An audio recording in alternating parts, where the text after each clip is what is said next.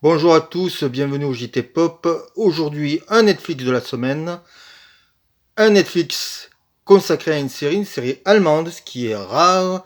Une série policière, drame psychologique, passionnante de bout en bout, en 7 épisodes, et qui s'appelle Chère Petite. Alors, Chère Petite, qu'est-ce que c'est? Eh bien, alors, je vais essayer de donner des infos sans éviter de faire des spoils, parce que c'est une série puzzle. Chaque épisode vous donne des informations en plus, mais je dirais le pitch de départ, c'est juste une jeune femme avec une petite fille qui a eu un accident. Elle s'est faite renverser par une voiture en sortant d'une forêt.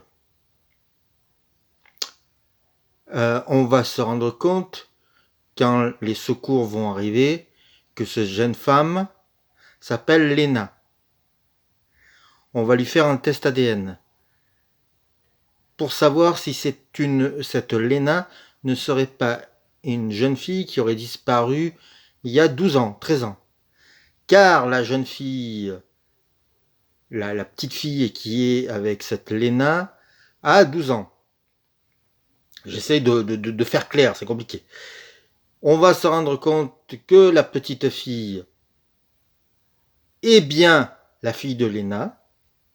Ah, c'est compréhensible. Mais que celle qui se faisait appeler Lena, c'est-à-dire celle qui est la jeune femme qui est dans le coma blessée, n'est pas la Lena. Alors, on va suivre l'enquête policière pour savoir ce qui s'est vraiment passé.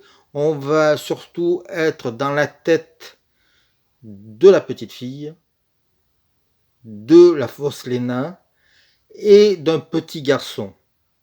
En fait, cette série pourrait faire rappeler l'affaire de Nathalie Campouche.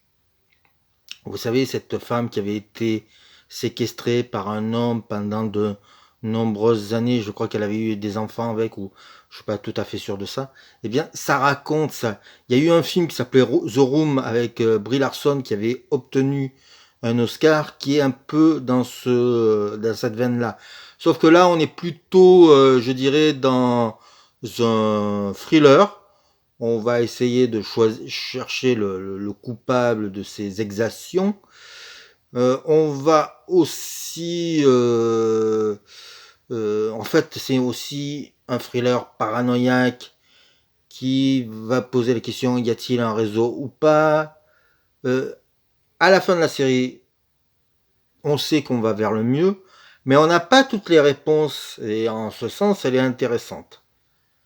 En tout cas, elle vaut le coup d'œil pour sa mise en scène de l'emprise sur la petite fille et la fausse Lena, la fausse Lena s'appelle Yasmine.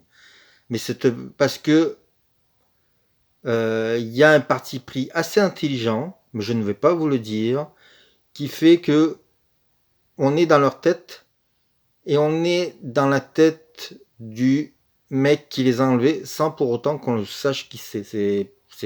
Alors dit comme ça a l'air complètement compliqué, mais quand on voit la mise en scène, c'est très clair, c'est limpide, c'est intelligent, c'est bien foutu.